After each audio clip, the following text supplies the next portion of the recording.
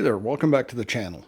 Working on this 1970s Dodge pickup truck, and the next thing I need to do is I need to get fuel up to here from back there. This is a Magnum motor, but it has an LA timing cover. If you know much about these, the camshaft on this, on an LA, should have an eccentric that drives the fuel pump. Fuel pump goes right here. On the Magnum, that doesn't exist. There is an aftermarket one that you can get to bolt on here, but I didn't do that. So there's no way to drive a mechanical pump here. Now my initial intent here, when I get it all set up, is to run a carburetor, at least for break-in and making sure everything works. I might go to fuel injection after that. I'd like to keep that option, so really what I need is an electric fuel pump back here. So let's go take a look at what my intent is back there. This is the gas tank from a 1974 Mustang. The outlet is right there. This is where the sending unit and the factory, outlet for the fuel line goes. But I don't want to use that. Since I intend to potentially use fuel injection at some point, I need a higher pressure line. I can use an electric, and in fact, I could get an electric external pump like a Holly Red or a Holly Blue and mount it somewhere over here. The problem with those is that they're really, really noisy. They're also not cheap, and if I'm going to spend that kind of money, I might as well just go with an in-tank pump. An in-tank pump will provide the ability to get higher pressure in case I go multi-point at some point. The other advantage there is I can do a return line from all the way up at the engine, so I'll put a regulator up there with a return and bring that back. So my plan is to put an in-tank fuel pump in here. So the plan is I'm going to go with an in-tank PA series pump from Tanks. This is not sponsored. I paid full price for this, but it seems to be a good fit for what I want to do. It comes with this, pump holder and a ring for that. And then it's got a tray, the pump, and some other wiring and things like that. There's the part number. I also did get a fuel cutoff relay and some of those things. I'm not going to probably go over installing that today. Really what I want to talk about is just looking at how do I get all of this stuff mounted inside of this tank.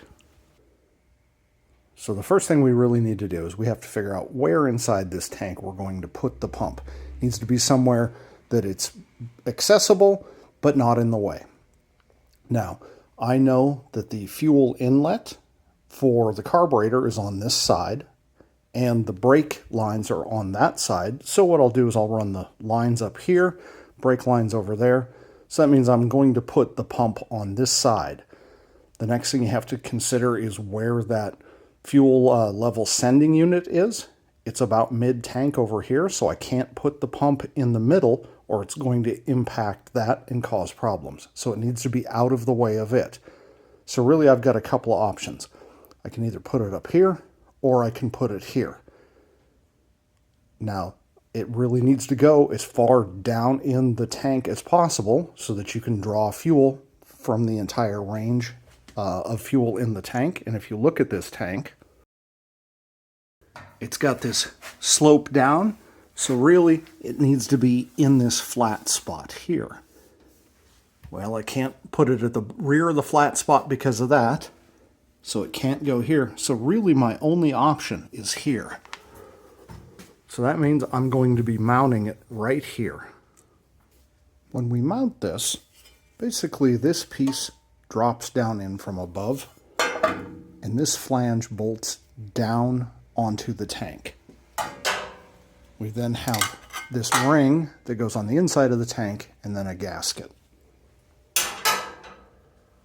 One thing that is important is this tray. The pump sits in this. This prevents sloshing, so it helps make sure that the pump has fuel at all time. It doesn't starve. So this gets mounted on here, and this needs to go all the way at the bottom of the tank.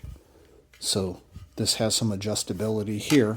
We're going to bolt it in but this needs to get cut to the proper depth here. This also needs to go side to side. It's not supposed to go front to rear. So you need to have it facing side to side in the tank. And if I'm putting it over here, basically it's got to go in this way. That's important when you're trying to figure out where these holes are. Right now, though, I'm just going to get a feel for where the round hole is by using this as a template.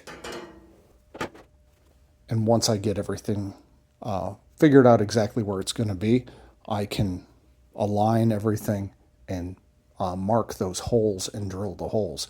But really the first thing is I've got to do the inside hole in order to slide all of this mechanism down in. So I'm going to get a marker, we'll mark that, then I'll pull the tank out and take it over to the bench where we can work on it. I want to mark it while it's in the vehicle, just so that I've got good clearance from this.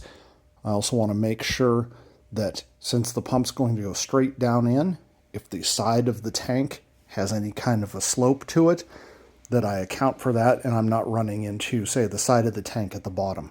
This one does bevel in just a little bit, so I don't want to be all the way out at the edge. I want to be in a little bit. Another thing to consider here is that this has to mount onto something flat. And you can see this tank, like a lot of these old tanks, has ribs. So once I cut the hole, I'm going to have to flatten it out all the way around. So kind of being, careful about where I put that makes it a little bit easier for me to flatten out. If I put it, for example, here where I've got 2 full ribs in, I think it's going to be easier to flatten than, say, there where I'm trying to flatten just half of one of these ribs. I guess we'll find out when I get in there.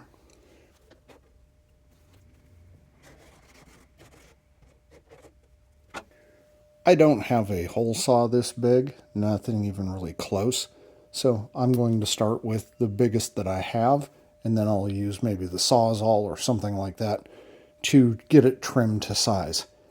Now, it's important to note at this point, if you're working on a tank that has ever had fuel in it or any kind of a cleaner, make sure it is completely evacuated. That will explode on you. Now, the easiest way to do that is to fill it completely with water. It'll force any air that was in it out.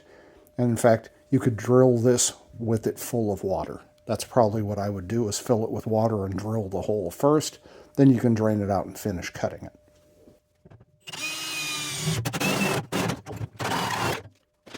And yes, we're going to have to clean up all of these shavings inside to make sure they don't get sucked into the fuel filter.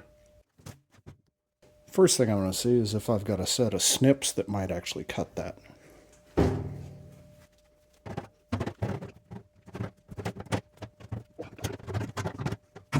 Well, these have enough leverage to cut it, but they won't cut this sharp of an angle. So I'm going to go grab the Sawzall and we'll use it.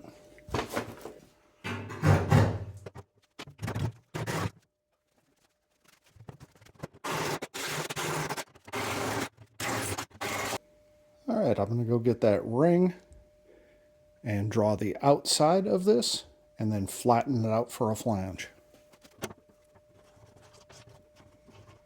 So I need to make this whole area completely flat. You can see it is far from it right now. Well, I have an old body dolly and hammer, circa probably 1992-ish. Let's see if this works.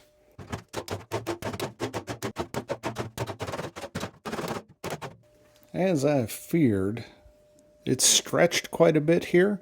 So really what needs to happen is I need to shrink a lot of this metal in order to get it to lie flat. A tucking tool would probably work. I really don't know right off the top of my head how I'm going to get this to do it. I think one of the tools that I could use right now is what's called a shrinking fork. It's basically just a metal fork that you put on both sides of the sheet metal and you turn it and it'll roll it and cause it to squeeze together, and then you can hammer that back out. I don't have one, so I'm going to see if I can do it with this because this isn't super thick. Yeah, it's not doing much. These are just twisting. I might have to actually make something. Well, I found a couple old push rods. I think I can weld these things together. Really, I only need a fork that's that deep, so I can weld them together in here. That should give me enough to put in there and twist.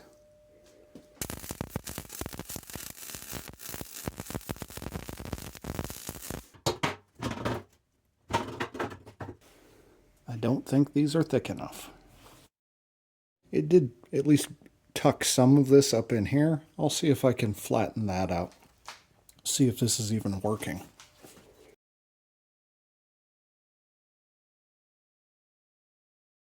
I think it's working. It's still pretty, not straight, but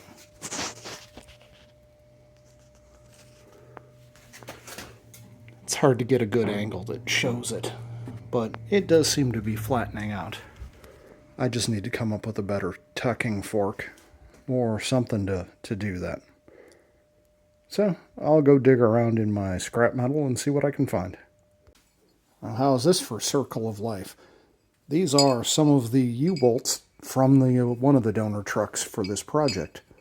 So I can probably just take these, weld those together. I'll probably have to do some grinding to make that a little bit more of a blunt tip. Something along those lines. Actually, maybe I can use that and just point them down. At any rate, I'll just weld those together and we'll make a tucking fork out of this. Well, there's step one.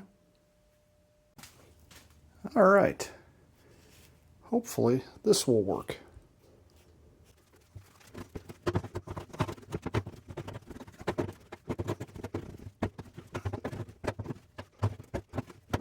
I spent about an hour working on this last night, and it's coming along. You can see what I ended up doing was actually just making some kerf cuts here. Basically, you have to shrink where the rib is high, not where the rib is low, so I kerf cut into it there and then beat it, and that brings those cuts together, and then I tack welded them back together.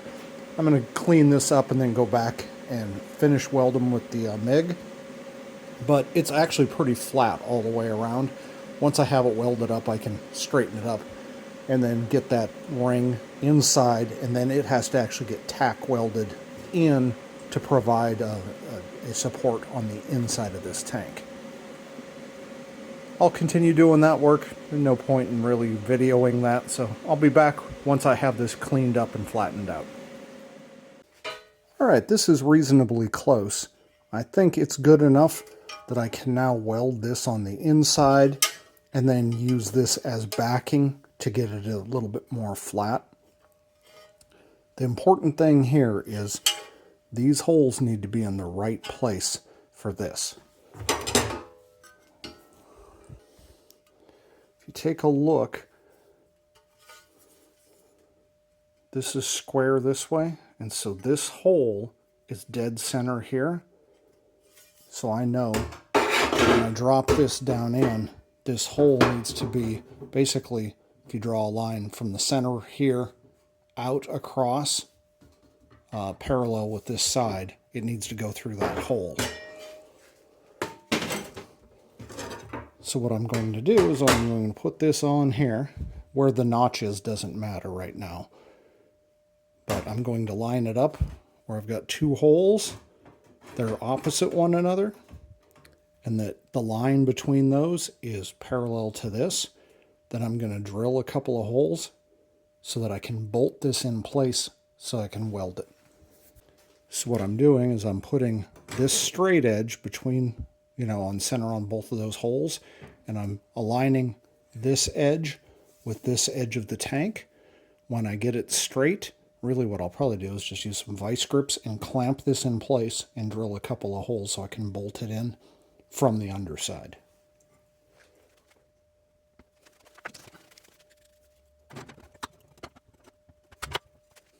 Again, verify that it's straight. All right, now I'm going to drill, like I said, just a couple of holes so that I can align this on the underside.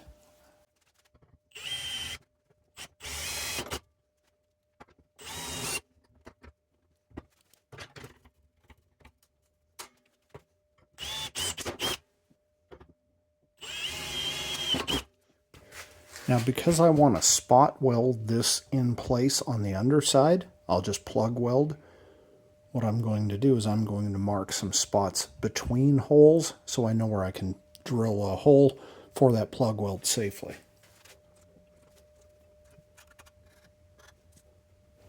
I probably won't drill that many, but it'll give me lots of options for when I do that. Before I bolt it up though, I am going to drill some holes for these plug welds. That way I've already got the holes when I clamp it up in place.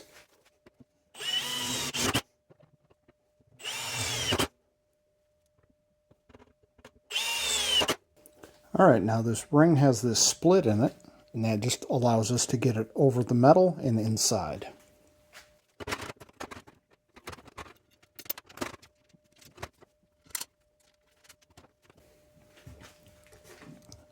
Alright, now it's in place.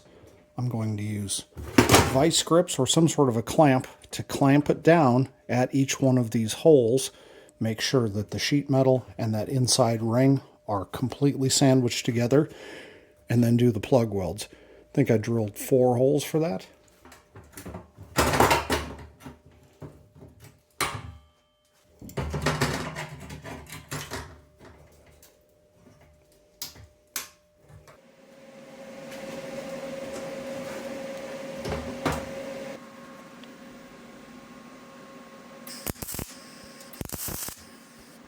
Now I'll just move around and do all 4 of those. Alright, so the ring is in. In hindsight, maybe I should have drilled all of the holes. I don't think it's that big of a deal right now, because what I can do is I can bolt this back down or just use it to align for the holes, and then drill all of the rest of the holes.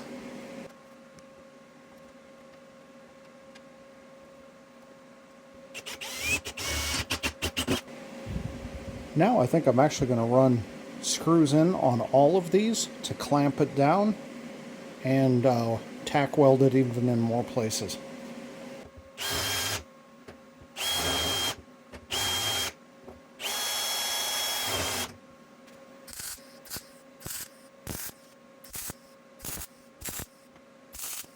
Alright, I got it all plug welded in.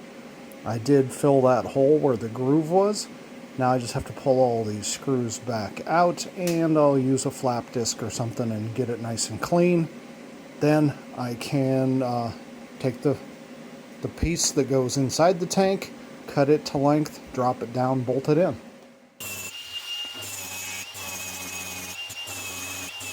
Alright, I've got it pretty cleaned up now.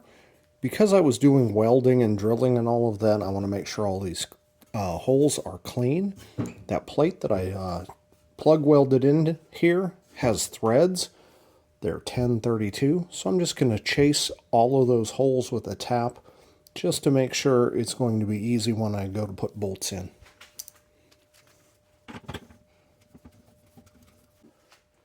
Alright, I've got everything cleaned up. It's a little bit ugly looking, but it's actually pretty smooth. And, you know, I don't want anybody accusing me of being a welder or a sheet metal fabricator, so I don't think there's any fear of that. There are some lines, you know, where those welds came together, but again, I'm not real worried about it because I'm going to be putting this thick gasket on there, and the manufacturer even recommends using a sealant as well. So this is going to go on there along with a sealant, so I don't think it's going to leak. I don't think I'm going to have any problems. So, on to the next step, which is getting this cut to length. Right now, it bottoms out right there. So, I just need to measure and cut this. The easiest way to do that, drop it in. And I know it is about 2 5/8 inches long. So, if I cut, say, 3/4 off, maybe just a little bit more, could probably even go as much as 3 inches off. That will make it seat. In fact, I'll probably go 3 inches because I want to make sure. Yeah, got to have room for the gasket and everything.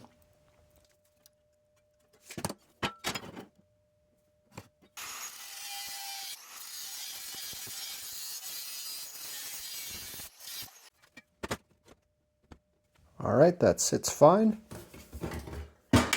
Now we need to put the tray in and get the pump mounted. Next, we need to mount this tray. You see it's got 2 holes in it, this one and this one. This one is a fuel feed hole, so we're not going to use that one. This is the one we want to bolt through. And it's going to bolt basically right onto here, as close to the bottom as you can get. In my case, it looks like it'll be right at the bottom. I might have to come up just a hair to get the end of that hole.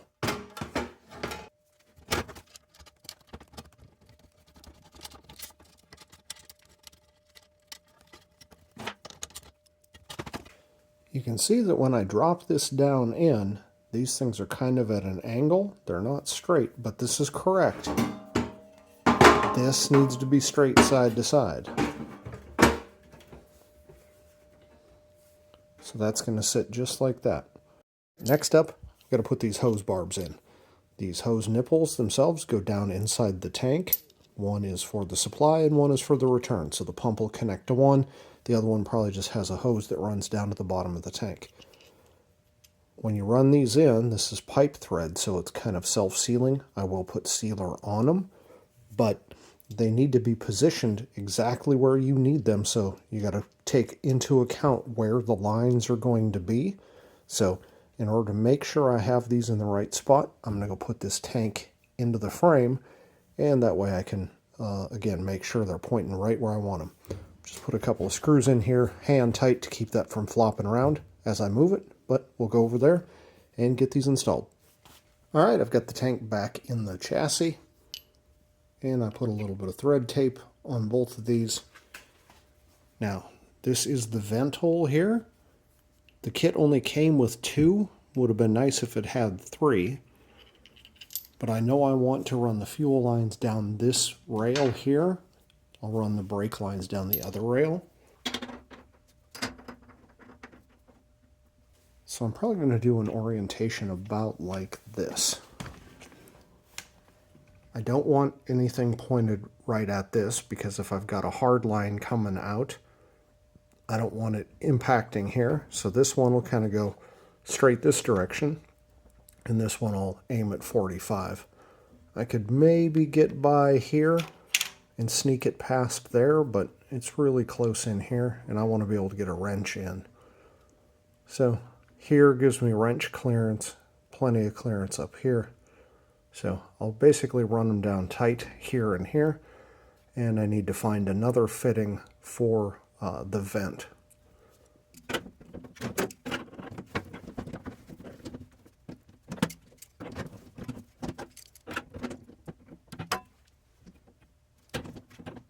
There we go, just like that.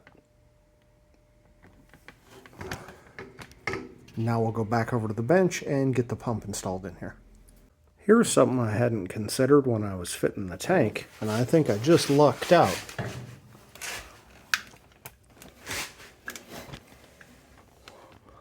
Look at the amount of space I have there. I mean, that is close. But it fits. Now we've got to get the pump installed in this housing. It's going to go right in here. The outlet for it goes toward this frame here. So it's going to sit something like this. Before we do that, though, we need to get the inlet filter, which is this, and then we'll put this foam thing on it as well. So this just presses onto this.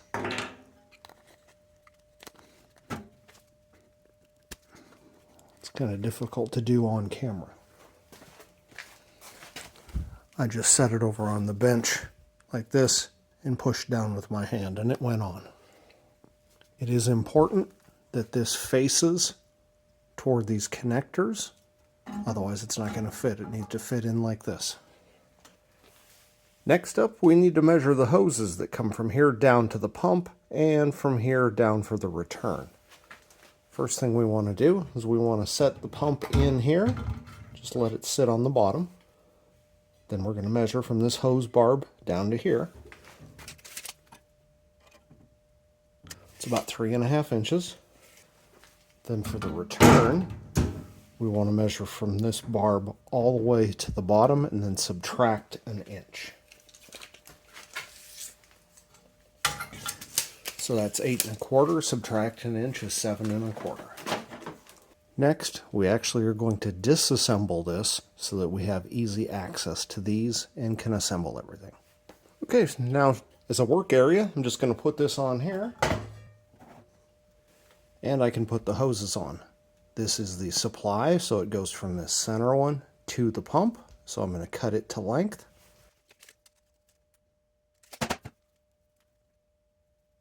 I'm going to slide it on here and clamp it down.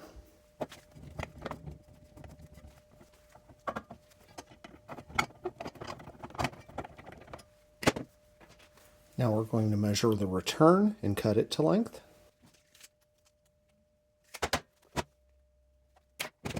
And then this has to go on this other barb. Now this is really stiff and it's going to be very hard to get on there as it is. So I'm going to heat this up with a heat gun to soften it and then push it down.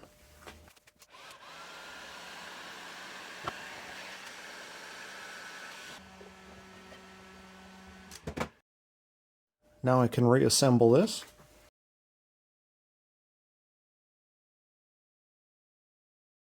Now I'm going to put on this clamp onto here and put in the pump.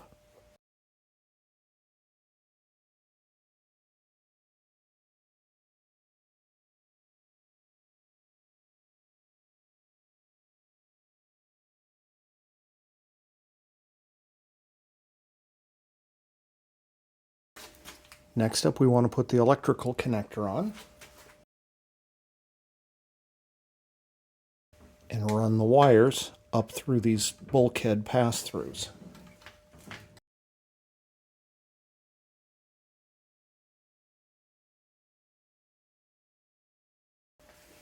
Next, we're going to attach the pump to the housing here. For that, we use this saddle piece that came with the kit. Drop a screw through the hole. Then it's going to go behind the pump and through one of these holes. You want the saddle probably as close to center on the pump as you can get. Middle on the pump is probably in this range here for me, so I'm going to have to put it just at the bottom of this slot.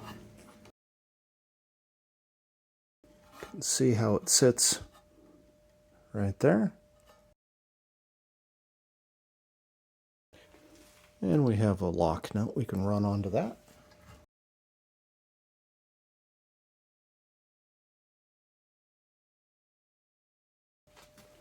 The kit came with a few different wire ties. We want to use the large one and pass it through the saddle, but not around the return line. So we basically want to hook just the pump to that saddle.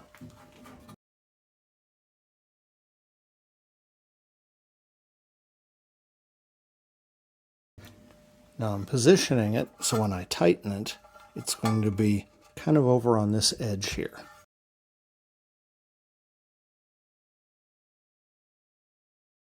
Make sure it's nice and snug.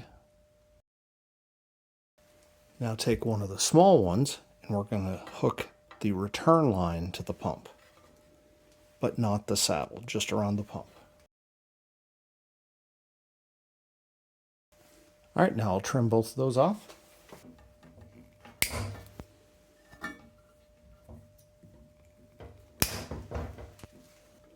The only thing left is I need to tighten these down. We need to tighten them down so that they're snug against the wire so that they don't leak, but you don't want to over tighten them. It's really important. So I'm just going to hold the lower nut and tighten it until it's snug. It won't pull out, and you can feel when it gets to it. It'll go from, nice and loose to it gets really snug, and then, I'm not turning it any past snug. The only thing left is to mount the pump into the tank. So you'll take the gasket and put sealer on one side. A good sealer is this Permatex PermaShield. It's not sponsored or anything, but this is the people that sell this same sealer, so this is probably a good call. I just picked this up at the local auto parts store, mostly because I forgot to order it when I ordered that. But put sealer on one side, slide it up on,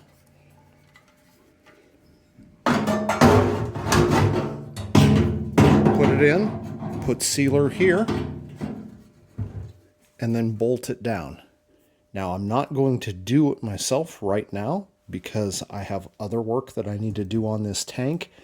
I'm going to relocate the filler neck, probably to somewhere over here, and I'm also going to seal the entire inside of this tank to prevent it from rusting. But that's it as far as getting everything ready for this pump and installing the pump. So that's it for today. Thanks for watching.